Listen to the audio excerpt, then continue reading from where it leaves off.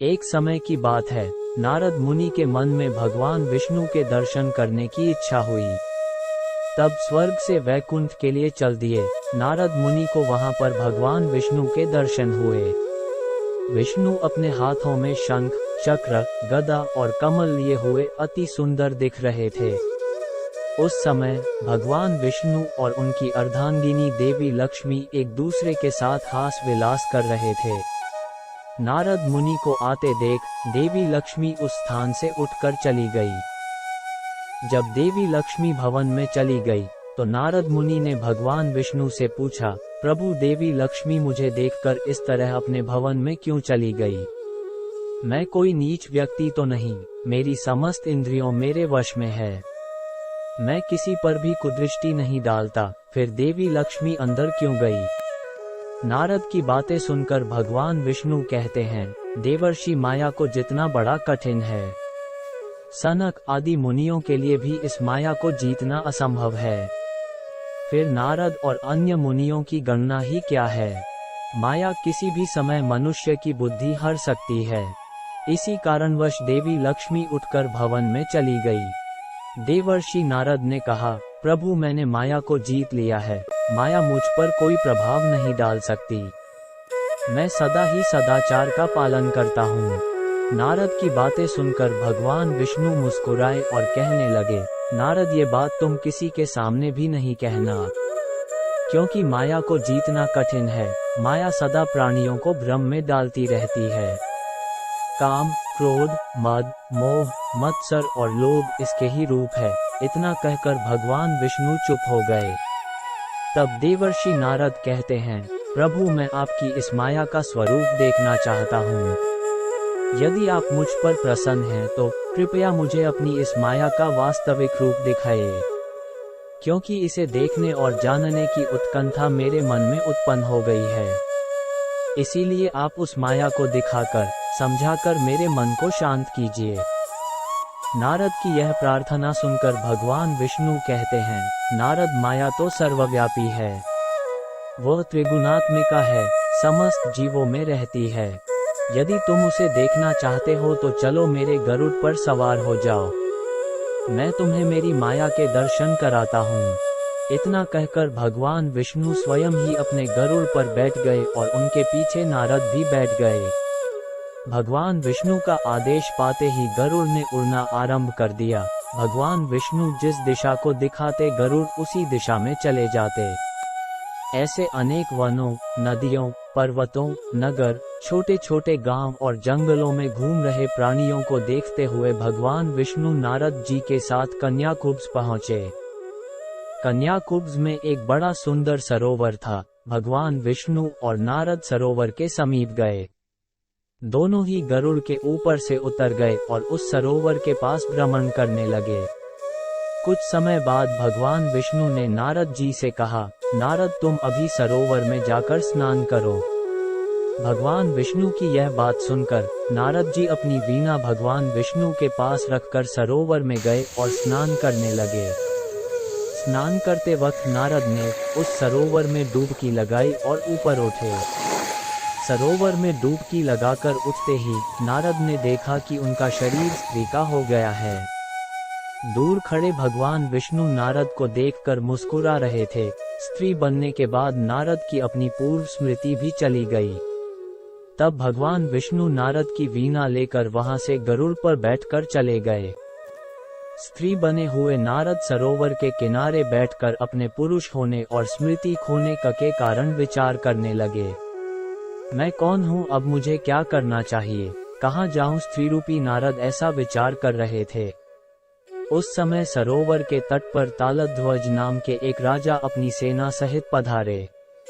बहुत ही सुंदर और आकर्षक स्त्री रूपी नारद को देखकर तालध्वज ने पूछा, देवी तुम कौन हो, तुम्हारे पिता कौन है, पति कौन है और तुम यहाँ क्या कर रही हो? तालध्वज की बातें सुनकर स्त्री रूपी नारद कहते हैं, मुझे पता नहीं मैं कौन हूँ और कहाँ से आई हूँ। इस समय मेरा कोई भी रक्षक नहीं है। तब तालध्वज ने कहा, देवी तुम मेरे साथ मेरे महल चलो, मैं तुम पर मोहित हो गया हूँ और तुम्हें अपनी पत्नी बनाना चाहता हूँ। तालध्वज की बातें सुनकर स्त्री रूपी नारद भी उसके महल जाने के लिए तैयार हो गए। तालध्वज स्त्री रूपी नारद को अपने महल ले गए और एक शुभ मुहूर्त देखकर उनसे विवाह किया। इसके बाद तालध्वज और स्त्री रूपी नारद दोनों ही अनेक स्थानों में भ्रमण करते हैं और एक दूसरे के साथ समय व्यतीत करते हैं। इस तरह 12 वर्ष बीत जाने के बाद स्त्री रूपी नारद के गर्भ से एक पुत्र उत्पन्न हुआ, जिसे देखकर स्त्री रूपी नारद अति प्रसन्न हुए। अब उनका समय उस पुत्र के लालन पालन में ही जाता था। इस तरह कई वर्षों में नारद ने 12 पुत्र उत्पन्न किए। ये सारे पुत्र बड़े हो गए और नारद ने अपने सारे पुत्रों का विवाह किया। घर में पुत्रवधू को देख अति प्रसन्न हुए।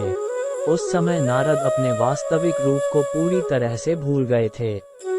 इस तरह माया के प्रभाव में पड़कर स्वयं को ही भूले हुए देवऋषि नारद के कई पौत्र और पुत्रियां भी हुए। स्त्री रूपी नारद कभी तो अपने बड़े परिवार को देखकर बहुत खुश रहते और उनमें से कुछ को जब कोई पीड़ा होती तो स्वयं भी पीड़ा भोगते। एक समय की बात है, तालध्वज के राज्य के पड़ोस के राजा ने उनके राज्य पर आक्रमण कर दिया। तब स्त्री रूपी नारद के पुत्र और पौत्र भी युद्ध में गए। उस युद्ध में देवऋषि नारद के सारे पुत्र और पौत्र मारे गए। तब नारद स्वयं ही युद्ध भूमि में जाकर अपने उन पुत्रों को खोने के कारण विलाप करने लगे। राजा तालध्वज भी उनके साथ थे और वे भी बड़े दुखी थे। इस तरह माया से ठगे गए स्त्री रूपी नारद उन पुत्र और पौत्रों की मृत्यु के कारण उस युद्ध भूमि में रो रहे थे। स्त्री रूपी नारद को युद्ध भूमि में यूं रोते हुए देख भगवान विष्णु एक ब्राह्मण के रूप में वहां आकर उन्हें समझाते हैं। देवी, तुम क्यों रोती हो? संसार में मृत्यु तो सभी की होती है, इसीलिए शोक नहीं करना चाहिए। इस संसार में ना तो कोई किसी का पुत्र है, ना कोई किसी का पिता है, ना कोई किसी की माता है। ये सब रिश्ते नाते माया जनित है। अपने दुख को छोड़कर तुम इनकी अंतिम क्रिया करने का कार्य करो। ब्राह्मण रूपी विष्णु जी की बातें सुनकर स्त्री रूपी नारद और तालध्वज ने अपने उन मरे हुए पुत्रों का अंतिम संस्कार किया।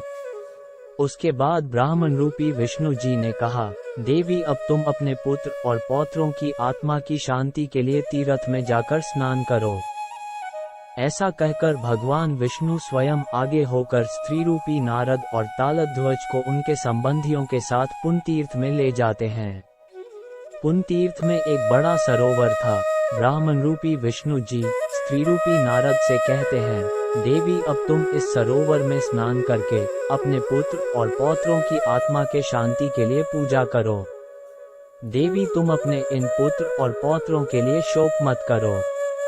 तुम्हारे न जाने कितने जन्म हो गए, उन करोड़ों जन्मों में तुम्हारे करोड़ों पति, करोड़ों पुत्र और पुत्री रहे होंगे। आज उन सब की स्मृति तुम्हें नहीं है, इसीलिए तुम अपने इस शोक को त्याग दो और अपने कर्तव्य का पालन करो।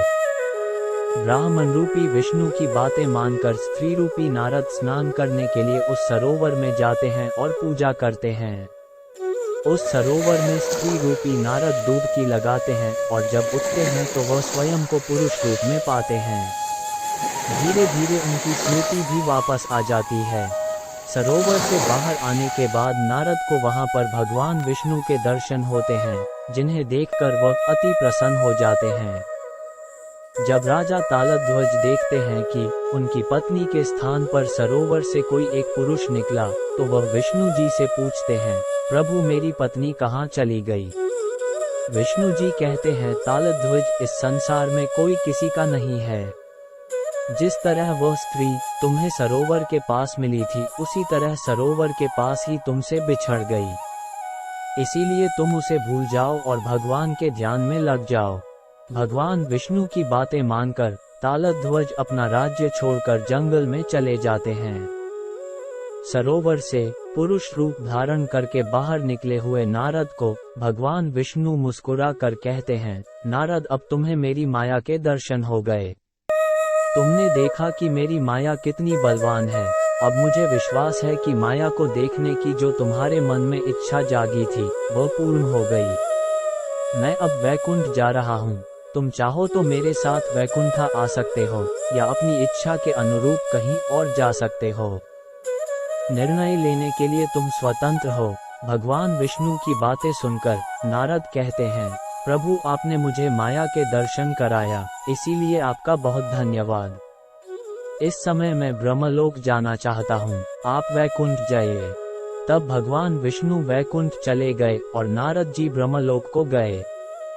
इस तरह भगवान विष्णु ने नारद जी को माया के दर्शन कराने के लिए स्त्री बना दिया था।